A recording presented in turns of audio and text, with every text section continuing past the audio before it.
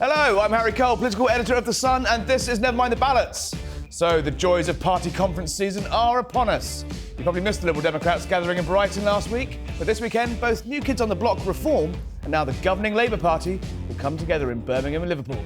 Joining me today, ahead of all that, is the newish Reform chairman, Zia Yusuf. Zia, welcome to Never Mind the Ballots. My pleasure to be here, Harry. Good. We're going to talk about politics, reform, conferences in a moment, but before we do that, I want to talk about a big issue in the news this week, the sentencing of Hugh Edwards. This is a man who is being convicted of looking at the most depraved child abuse images. Is it right that he is wandering the streets still? It's the opposite of right. It's wrong. It's unacceptable. We've seen compounding evidence now for some time of a two-tier justice system. The fact is, as you said, use the word depraved. That is precisely the right words. These are the most horrific images imaginable. And the fact that he will not serve a day in prison is frankly beyond unacceptable. Richard Tice, our Member of Parliament, has already written about this fact. And yeah, it's totally unacceptable. Should there be mandatory jail time for anyone convicted of a child abuse sentence? Well, look, what we need is a justice system and a judiciary who are willing to mete out punishment appropriate for the crime. You know, often we resort to saying we need an additional statute in our books, we need new laws, we need more regulation.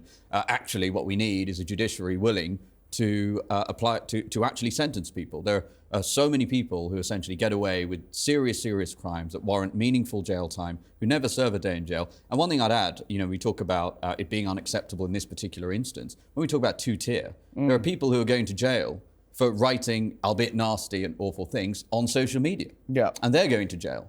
So the fact that that's happening is while somebody doing these appalling things, committing these depraved crimes are not going to jail, again, is symptomatic of a two-tier justice. Isn't it the problem, though, that there's just not enough jail places and you need to build some prisons? If there was capacity, more people could be locked up.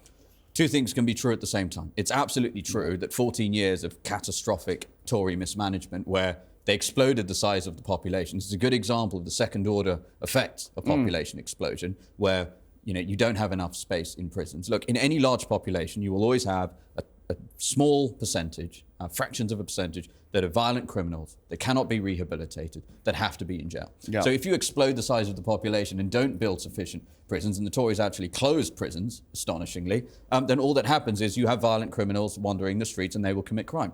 So that is true. However, the argument that Labour are giving is, oh, well, we have to do this because there isn't enough room in prison, is blown away by the fact that, as I said, they're essentially swapping, for example, machete-wielding murderers, taking them out of jail and putting in people. Well, they're saying no violent criminals have been, no actual violent criminals totally have been false. Released. Totally false. So there's one example of, as I said, of a man who committed a murder with a machete. There are plenty of other examples of violent criminals who have been released. And look, you've just seen, was it last week, where a man was released and within minutes of being released had just committed another a crime against a woman within minutes of being released in jail. So this sort of catastrophic mismanagement from politicians, from this Westminster elite who are totally out of touch with the British people, has real life consequences for people. And absolutely, room can absolutely be made for Hugh Edwards to serve time for his crimes. Do you feel there's an opening here for reform? The Tories obviously are still scrambling around, reeling from their defeat. Liberal Democrats have got a big old whack of MPs, but fewer votes than Reform got. How are you going to turn what was the start of a breakthrough in July into an established political force? Because at the moment, you're getting the votes, but you're not getting the seats. So that was true in the last general election. And look, we won 4.1 million votes. And when the election was called, Lee Anderson, for example, was 8-1 with the bookmakers to even win his seat. And he not only won his seat, he expanded. Should have got down there, yeah. No, we don't engage in that sort of thing. But what was interesting is that 4.1 million votes, as you said, corresponded to, in this first past the post system, us getting 5 seats. Now that's 5 more than most people thought we would get only a few months ago. But the Lib Dems won 14 times more seats than us, despite winning 500,000 fewer votes. So that's the first past the post system. The good news is, and this is my message to people who are either already reform supporters, who are minded to potentially vote for reform, who might be discouraged by that. Look, the reality is the next 10, 15 percentage points that we win will have a huge seat return. And that's what happens under the first past the post system. The second thing I will say is my job with chairman, what Nigel has tasked me to do, what I spend 7 days a week, pretty much every waking hour working on, is building this branch infrastructure now so that we can convert this incredible enthusiasm, and we have the best enthusiasm of any party in the country. I don't think there's any doubt about that. We've got to convert that into resounding wins at the ballot box. You're going to need a significant amount of cash, you're going to need a significant amount of organisation. Reform, the Brexit Party, UKIP, traditionally hasn't had that ground game in the way that professional political parties have. Is it possible to, your support is so spread over across the country in quite a big way, is it possible to harness that support? Or it's absolutely possible. It's absolutely possible. So what we're doing at the moment, number one, we're opening local branches, which we simply didn't have before. I would emphasise essentially how little infrastructure the Reform Party had going into this general election. Well, they were basically paper candidates. Exactly, almost entirely paper candidates. We only had some of your paper candidates won. Exactly, James, got one essentially broadly as a paper candidate. In 4 of the 5 seats that we won, we had what you'd call a meaningful ground campaign, albeit an unsophisticated one. We didn't really have any data. So that essentially means in all of the rest of the seats, we essentially had no meaningful ground campaign, and we still had 100-odd second places. So yes, we will continue to grow our support, and I'm sure we'll come on to why that will be. But the way we're going to convert that support into wins is by opening local branches, and we're doing this in the fastest time it's ever been done in British politics, Harry. So we've opened 200 new branches in just about a month or so. We have chairs, we have treasurers, we have secretaries, we've got campaign managers. We're going to be opening hundreds more in the coming months. We've obviously got our conference this weekend, which is going to be phenomenal at the NEC in Birmingham. We have events in Wales, in Essex coming up. We're going to have an event in Scotland coming through to the end of the year. You see what happened in Scotland in the latest polling, putting us on par in terms of seats, 16 seats, along with the Conservatives in the latest polling. And we haven't even built any infrastructure there yet. So we're building it very quickly.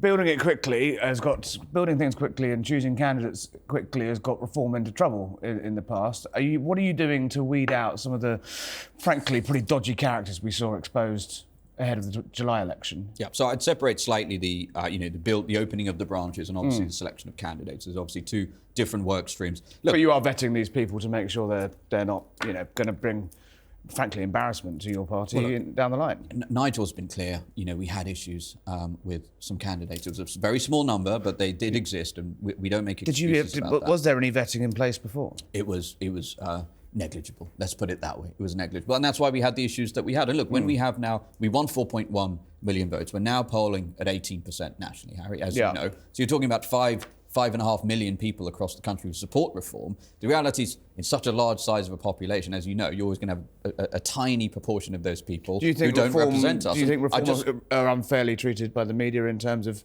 more exposure for their wrong-uns? I don't think there's any doubt about that. I don't think there's any doubt about that. So again, we don't make excuses for, we've got to have an outstanding vetting process, which we're building in-house, and we think it'll be the best vetting process of any political party, albeit it can't be perfect. We've got to stand 11,500 candidates across seats, and particularly locally, over the next few years.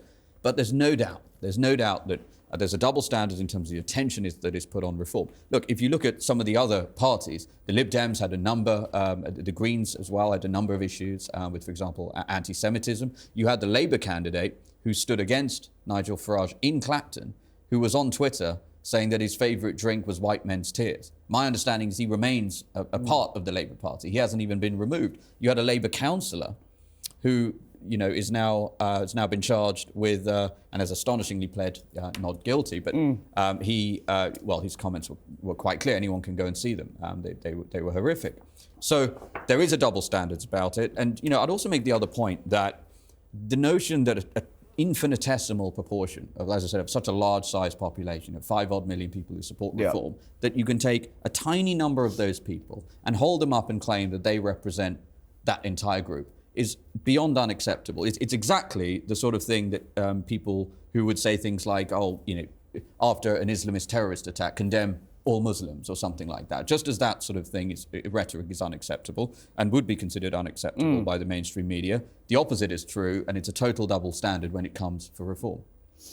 Why are you getting involved? So I know lots of our readers and viewers will probably never heard of you, no offence meant. You're a successful businessman. You're a successful businessman. You set up a company, start-up, sold it for multiple millions of pounds. What were you doing before? Were you just sort of retired. Well, we sold the company last year, and Yeah. I had some obligations to the buyer. Look, I love this country. I'm incredibly grateful for the opportunities that this country has given me. My parents came here in the early 1980s. Between them, they've given half a century of service to the NHS. My father is a doctor. My mum is a nurse, still practices as a nurse at the age of 70. So I'm a big believer that British values are miraculous. They should not be taken for granted. I grew deeply concerned, gravely concerned about the degree to which these values are not only now being taken for granted, which is what I think had happened for about a decade. Now I believe they are under all-out assault. I think that things like freedom of speech, habeas corpus, the presumption of innocence, freedom of religion, these things are under assault in a meaningful way. The two main parties, the Tories and Labour, essentially now, what we had with 14 years of the Tory party, we had them essentially taking this ship towards an abyss. That's quite clear. What's happened now with Keir Starmer, who somehow managed to clamber into the cockpit, he's just turned the accelerator up, right? We are hurtling towards an abyss. And so the reason why I've entered politics is because I love my country, I'm a patriot. But Nigel said that he was going to stand. Yeah. That was a huge moment for me, just like it was for millions of people across this country. Nigel Farage is the man for the hour. It's in the time of need for this country. We need somebody who's going to be willing to stand up for his principles, be courageous enough and bold enough to make the decisions that are going to be necessary to unwind not only the 14 years of Tory mismanagement, the trampling of our constitution that started, I would argue, under Tony Blair, and frankly is continuing apace under Keir Starmer. But not everyone can walk into a political party almost overnight, become chairman. Presumably your wealth has helped with that. How much money have you given the party? So I did make a donation. Quite a large one? Yeah, I made a donation of a couple £100,000. Right. And now you're the chairman? So if you look at my record in business, I started a company around a decade ago from nothing with little more than a PowerPoint presentation. And we sold it last year. We'd grown it to hundreds of employees. It was actually listed by the Financial Times as the 32nd fastest growing company in the whole of Europe, according to audited revenues. It was the fastest growing company in the UK for several years. We grew it thousands of percent in a short number of years. And that was why Nigel asked me, look, we've got a massive challenge. We've got to build, for example, this ground campaign, a world-class ground campaign. We think we need the best ground campaign in the country by the time of the next general election. And we've got to do it in double quick time. So that's something I have some experience in doing. And that's why I've offered to do this essentially for free. Put a few noses out of joint within the party coming in. It's Farage, UKIP, Brexit party. It's always been often a slightly one-man show. How are you finding the sort of different factions, the different bits of it? Are you banging? But you need to break some eggs to make the omelette, right? Well, look, the reality is that if you look at Reform UK, we're really clear about what our values are. So when you talk about factions, this is one of the huge problems that you have with the Conservative Party. So but let's talk about reform, though. There are different wings of the party, right? No, I disagree with that. I think I don't think you could point to any major piece of policy or values that keep people at reform. What about personality, though? You've got the sort of Tice-Farage tensions. No, not at all. Really? I mean, I work with them every single day. No, see, that's news to me. A There's nest no tension of whatsoever. singing birds. You look at I don't think Richard gets anything like enough credit for the grace with which he essentially stood down and gave Nigel the leadership, which was really important when Nigel said he wanted to come back. That very, very rarely happens in politics. And I'd put it to you, the reason I made the comparison to the so-called Conservative Party is because could you imagine such a thing happening in the Conservative Party? It's quite the opposite. As soon as a leader is elected, and this will happen again now, they're constantly petrified about letters going into the 1922 committee. Well, let's talk about that, because you're talking about reform as almost like it's a business, and it is technically set up as a company at the moment. I believe you're trying to transition towards making it a sort of more formal political party. You've got your constitution, I think, that's being written now. What's that going to look like? Is that going to, Nigel Farage owns, 40% and controlling stake of Reform as a company. It is the Nigel show, essentially still, and always kind of will be for a lot of people. How's it going to work? You talk about letters going in and leaders. Will the members of Reform be able to replace Nigel Farage? So if you look at, keep an eye on what we announce at the conference. But we've sent out the draft proposed constitution to our members already. Nigel has already been on the record saying that the structure that the party has had up until this point was fit for purpose for that stage of the journey. We now have achieved phase one. We've got 5 brilliant members of parliament in the House of Commons. We won 4.1 million votes, and now we have a platform to reconstitute the centre-right of politics in this country. You're absolutely right to do that, to win the next general election, which we believe we need to do to save this country. To do that, we need a constitution and a party structure fit for purpose. Nigel has already been on the record, and I've explained to members that Nigel is going to sign away his majority shareholding in the party. The party will be will essentially be a proper democratised political party governed by its constitution. And will the members or the MPs be able to replace their leader if they don't like him? So there has to be a mechanism. Nigel has universal support amongst our members. I put it to you that he'd win a leadership election in 5 years' time it might look a little different. You can't say on the one hand you're democratising the party and then have a situation where a leader can't. So what is what would the mechanism be? Well, that you're going to have to wait and see. Give us a clue. Well, look, there'll be a mechanism by which both, I've already said this on the record, there will be a mechanism by which both members, look, we have to give members a say. Yeah. Right.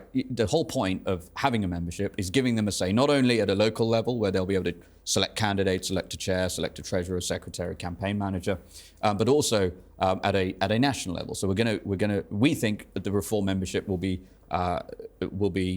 have more of a democratic voice than any of the other parties. And in terms of MPs, well, look, we only have 5 now. We'll have many, many, many more than that in 5 years. So the letter's not going in quite yet for Nigel. Nigel has universal support, and that, Aaron. What about the future, though? I mean, because he came back out of retirement technically, hung up his fishing rod to do this again. He's obviously got eyes on America still and his career there. What does a post-Farage reform look like? You're presumably trying to put a structure in that can survive him one day not being the leader.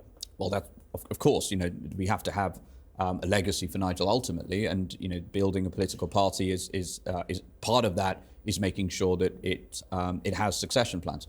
But the time when we are here to make Nigel Farage our Prime Minister, the time when that's going to happen, by the time that happens, will be many years into the future. The Constitution that we're presenting to members will have a process by which that can be taken care of. Can Nigel Farage name his successor in that Constitution?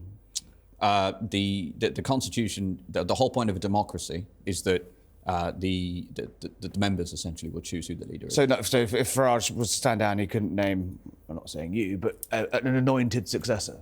No, that's the whole point of the Constitution. Because I think there was a bit of a back and forth about that, wasn't there? No. He's surrendering all control to the members. Well, again, you can see, I don't want to front run what we're presenting out of respect to our members at the Constitution this weekend. But I reiterate, Nigel has already said that we're going to democratise the party. Yeah. Look, the reality is, one of the reasons we have such a shambolic two-party system now is because the parliamentary party, particularly the Conservative Party, has drifted so far away from the Conservative members that the physics of it are so unstable. And so what we're saying is, look, we have to give our members a say. The leader of a political party, yes, they have to go out and win general elections, but they have to command the respect and the support of our members. So that sort of gerrymandering wouldn't make sense. But if presumably it all goes wrong, Farage could just go and set up another party, right? He's done it enough times. Nigel has come out of retirement, and when the day he announced he was coming out of retirement, he said very clearly, this is a long-term plan, and he's here to stay. I speak to him early in the morning every single day, and we talk about building branch structures. I was the kind of entrepreneur who worked 7 days a week and barely took any holiday over the years. I consider myself quite a high-energy person. I pride myself in it. Nigel puts me to shame in that regard. I've never met anyone like him, so there's plenty of fuel left in that tank. What about you? What are your plans? Would you like to be an MP? My plans are to build the most formidable campaign-winning machine in this country and ensure Nigel Farage is elected Prime Minister. And I will not be distracted. Do you really believe that Nigel Farage could be elected by Prime Minister? Not only do I believe it, I think it's the possibility, the meaningful possibility, is clear to see. And so, if you look at the bookmakers, for example, the betting markets, and strongly discourage political betting for obvious reasons. But look at the betting markets. I'm not sure everyone in Reform agrees with that. Yeah, well, the betting markets are reasonably instructive in this regard. Already, the betting markets have Reform at 8-1 to win the most seats in the next general election, and they have the Lib Dems who have 14 times more seats than us at the moment, at 100 to 1. So already, the notion that Nigel could be Prime Minister is already a real one in the betting market. And the reason for that, Harry, is because the underlying ingredients, the factors that have driven the rise of reform, Nigel coming back out of retirement, the astonishing result of 4.1 million votes, 14% of the vote share for a startup party from virtually nowhere, inside historically an incredibly challenging country to do such a thing. The underlying factors that have driven that, unfettered migration, collapse of law and order, the knife crime epidemic, a collapsing national health service, a totally unaffordable housing market. Not only are those things not going to get better, they're going to get meaningfully worse, and are already getting meaningfully worse under Labour. I'll give you a few numbers here as well, as long as it doesn't switch your viewers off. So, yeah, we won 4.1 million votes in the general election 2 months ago. Labour won 9.7. Essentially, we need 5 million more votes. We need to win those over the next 5 years. If we win those, Nigel's the Prime Minister with a meaningful majority. You really think you can do it? You really think you do it? Well, surely a more sensible metric would be aim for, 150 seats. Look, this country is hurtling towards an abyss. The British Constitution is being trampled. Our policing system is now two-tier. We have a government that essentially now consistently is willing to put foreign citizens above the citizens of the United Kingdom. We have a decaying armed forces. So we believe we don't have any choice other than to ensure that we win the next general election. But just to that point, where do those 5 million votes come from? Look, we have a historic opportunity. That, at the very least, is true. The Tory party is imploding in itself. I don't think any reasonable person would argue otherwise. They're doing an extraordinary job of destroying themselves. 2.6 million Tory voters from 2019 stayed at home this year, Harry. That's an open... We've got to win those votes. We're not complacent about it. But clearly, they are small C Conservatives and are disillusioned. 40% of Tory voters, according to the Lord Ashcroft poll, and there's another, I think it was a YouGov poll that showed half of the existing Tory members want voters rather want a merger with Reform. So they are spiritually and values aligned with us. That's already another 2.5. So that's already 5 million. And just a final point on Labour, who won 9.7 million. There was a JL Partners poll just 2 weeks ago that said of those 9.7 million this year, 1 in 4 would already consider voting Reform. That's already 7.5 million. So 5 out of those 7.5 is quite possible. And as I said, you look at what's happened in Europe, where there's been a Britain really stands alone as now electing essentially a far left government in Labour. If you see what's happened in Europe, again, all the same trends, unfettered migration, fury about an out-of-touch political elite. So we think the ingredients are there. And the final point I'd make on that, Harry, is we have the most effective politician in Britain of our lifetimes. I think even Nigel's enemies would find it difficult to deny that. So that's an incredibly potent weapon in this journey too. Zia Yusuf, good luck. Bringing no small feat. Thank you for coming on Never Mind the Ballots. Thank you, Harry. Now, let's look across the pond for all the latest in the US election. Joining us now is former UKIP MP Douglas Carswell. Douglas, hello. Good morning, Harry. Yes, I mean, it must be very, very early in the morning for you, so thank you for joining us on Never Mind the Ballots. A familiar face to domestic viewers. What are you doing out there in the States? I live out here now. I know. I'm in the southern US, working for a free market think tank that is actually interested in doing conservative things. I mean, quite unlike British conservatives, they're quite serious about doing conservative things over here. So I'm sort of part of a southern free market movement that is trying to reduce taxes and have limited government and give parents control over their children's education. And it's wonderful to be over here. How's it looking over there? What's the race? We're obviously, what's it look like from Mississippi? Because it looks pretty tight from where we're sitting. I think it's now for Trump's to lose. I mean, it's an incredibly close election now in the key swing states like Pennsylvania.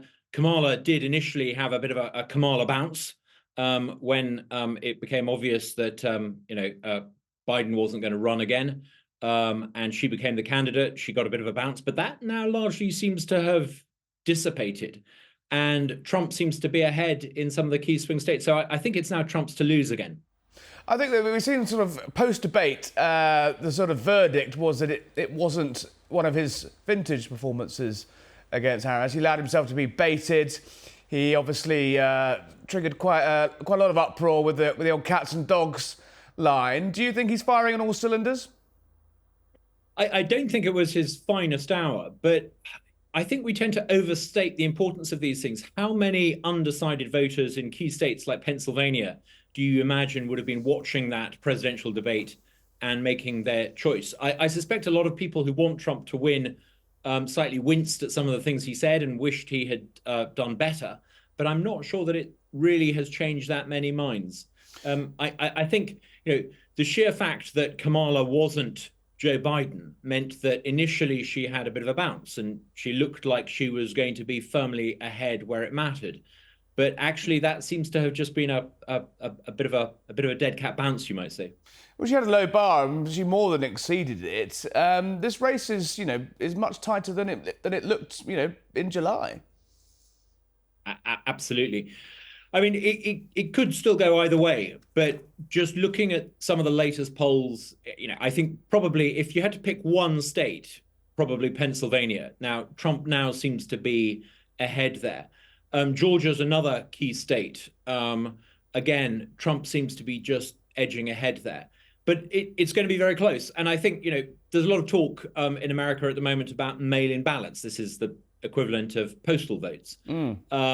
It caught the Republicans off guard at the last election because of COVID. A lot of people had signed up to vote by post, by mail-in ballot. That caught the Republicans off guard, and there were a lot of complaints by Republicans when all the mail-in ballots came in some of the swing states, and it meant that the Democrats won them. But I suspect unless the Republicans have been asleep at the wheel over the past couple of years, I suspect they probably got in on the game of getting their voters to register to vote by mail-in ballot. So, unless there's some nasty surprise like that in store for them, I suspect that, the polls will be pretty accurate in those swing states. Well, apart from continuing to dodge snipers' bullets, what advice would you be giving Trump if you were whispering in his ear about what to do in the next 49 days, isn't it? Pretty simple. I mean, if he talks about immigration and if he talks about the economy or inflation, then he'll win, because on those issues, if the election's about that, he will win, because the record of the incumbent administration has been pretty dire. And Kamala Harris can't really distance herself from that. She's been sort of part of it. She was Joe Biden's border czar. But if he talks about himself, if he gets sidetracked into making it about Donald Trump, then I think he may be in trouble. So, can he show the kind of self-discipline that he showed early on in focusing relentlessly on, the economy and immigration? Those two issues, if he sticks to those, will win him the White House. Douglas, it would be remiss of me not to ask you about politics back home. You were obviously there with Farage in his initial breakthrough as a UKIP MP. What do you make of the state of play in Britain? Reform. We've just had the Reform chairman, Zia Yusuf, on talking about professionalising the party, turning it into a democratic movement that's about more than Nigel Farage. Do you think that's ever going to be able to be possible? Or it's always the Farage show, isn't it? I'm always, I'm really pleased that Nigel is the Member of Parliament for my old seat, Clacton. I was delighted that he won and did everything I could to help him, albeit from 4,000 miles away. I think it's really good that he's there. Nigel is in politics again. He's come back into politics because of the failures of the mainstream Conservative Party. Its record over the past 14 years has been pretty abysmal. I think rather than focusing on, can Nigel professionalise the insurgent party in its latest manifestation Reform, the key question we should be asking is, are the Conservatives going to continue to be so utterly dysfunctional and wrong-headed that they keep on putting him back in business? I'm not sure that, Nigel's job will ever be over when you've got dunderheads running the Conservative Party. I mean, they have made, I would actually go further and say, probably since November 1990, Britain hasn't really had a credible Conservative option. People vote Conservative, but they end up with a sort of social democrat goo. And I think that is the fundamental problem.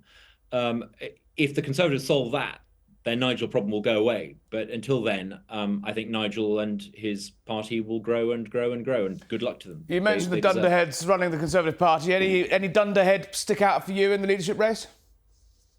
I mean, I'm not one to talk about bald men fighting over a comb, but I suspect that is a fairly good characterization of the leadership contest. I mean, I don't know. I think the primary if I was a Conservative Party member, and I'm not, if I was a Conservative Party member, the thing I would look for above all else is competence. And I'm just not sure there's much evidence of that at all. You need a party leader who has a record of being able to turn up on time, to keep their appointments, to actually show up. It's easy to make speeches. People can make speeches all the time, particularly in this day and age. But competence, and I think there's a dire lack of competence in the Conservative Party at the top, and I think that's been one of its fundamental problems. And what about the new government? What do you make of them? Keir Starmer's first 2 months in power. What's it look like from where you're sitting? What an extraordinary shower! I mean, if you want, any evidence that this sort of watery-eyed bureaucrat who's miraculously ended up as Prime Minister of the UK with an overwhelming majority, if you want any evidence as to whether or not he's good at politics, I mean, he's managed to, in the past few weeks, make some extraordinarily stupid decisions that I think will cost him the next election.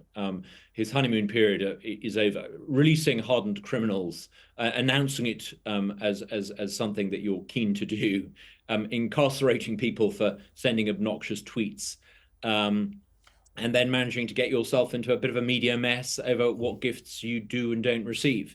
I mean, he's just, I think he's as useless at running the country as he was at running the Crown Prosecution Service. What a pity there's no credible alternative at the moment. Once that credible alternative emerges, I suspect he'll be a one-term candidate. I mean, I don't know. He's got a massive majority. Yeah, but that's I find the thing. He's fairly untouchable. Yeah, but politics has a funny way, Harry, of working out. And just because somebody has a massive majority, I mean, we can think of several leaders recently who've had massive majorities, proved to have the competence of a shopping trolley, and found themselves out on their ear. I can't believe that this clown currently in charge of the country is going to last the full 5 years. I suspect the turbulence in British politics isn't over. How do you think the relationship between Keir Starmer and Trump White House would be? That's the shot. That's the picture we're all waiting for. I wouldn't send David Lammy as your emissary before the meeting. I mean, I'd be very happy to offer my tuppence worth. But the extraordinary thing is actually how awful the United Kingdom, and I'm talking about the UK's sort of diplomatic effort, has been. I mean, I don't think the bridges have been built. I don't think the British officials in DC have a clue as to how to reach out to and connect with the Team Trump. I'd be happy to offer my tuppence worth, but I'm not sure that it would be a particularly fruitful meeting. Well, Dame Karen Pierce, our ambassador over there, if you're watching, Douglas Carswell is ready to serve once again. Douglas, thank you for joining us. Come again soon on Never Mind the Ballots, and keep us posted on the race. Thank you very much. Appreciate it. Now for the other side of the coin, joining me is former New York State Senator David Carlucci. David, welcome back to Never Mind the Ballots. Hey, thanks for having me. Not at all. So Kamala Harris had a bit of a bounce once she was, post her convention. That seems to be sort of fitted away a bit. This race is still incredibly tight. Oh, yeah, it's razor thin win either way. The race is so close. And as you know, with the Electoral College, it really comes down to a handful of states and really a handful of votes. So every vote counts, and everyone is watching the polls very closely.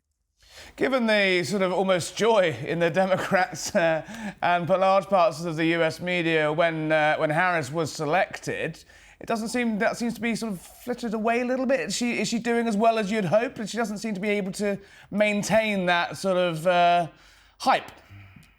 Well, no, I think she's exceeded expectations. I think everybody was very concerned, nervous. The Democratic Party, which is a big tent, has a lot of diverse opinions, that they would be able to hold it together with this transition of leadership at the top. And they followed the rules in an unprecedented situation like this, and they hit every mark. We had the convention in August in Chicago that exceeded expectations. Had the choice of Tim Walz as vice president, that exceeded expectations. Then the debate last week, Kamala Harris against Donald Trump. Kamala Harris really mopped the floor with Donald Trump. He looked really bad at the debate. And again, Kamala Harris exceeded expectations, and she's got momentum at her back, which is where you want to be at this stage in the campaign. The problem with the debate I found, and watching it, watched the whole thing, is that Harris was on her weakest ground when she had to defend essentially the record of the Biden White House. She's got all these ideas she's suggesting that can be done, but isn't a major problem for her is that, you know, why have these things not been done in the last 4 years, and why are they not being done now if they're such good ideas? Look, a race is always between two people, and you can always say, hey, we want someone better looking, smarter, more effective.